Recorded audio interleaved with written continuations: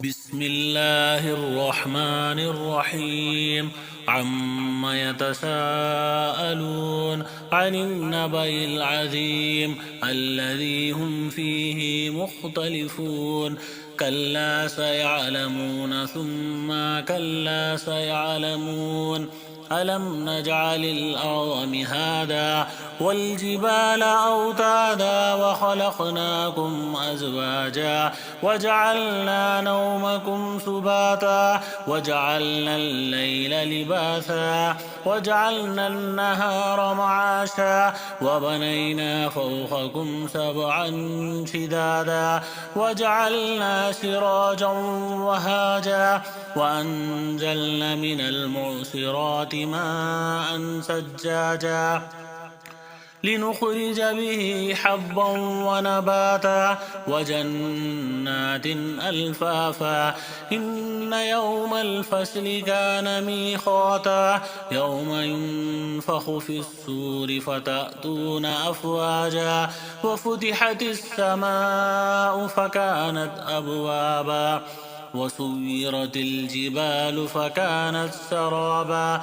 إن جهنم كانت مرصادا للطاغين مآبا لابثين فيها أحقابا لا يذوقون فيها بردا ولا شرابا إلا حميما وغساقا جزاء وفاقا. إنهم كانوا لا يرجون حسابا وكذبوا بآياتنا كذابا وكل شيء أحصيناه كتابا فذوقوا فلن نزيدكم إلا عذابا. إن للمتقين مفازا حدائق وعنابا وكواعب أترابا وكأسا دهاقا لا يسمعون فيها لغوا ولا كذابا جزاء من ربك عطاء حسابا.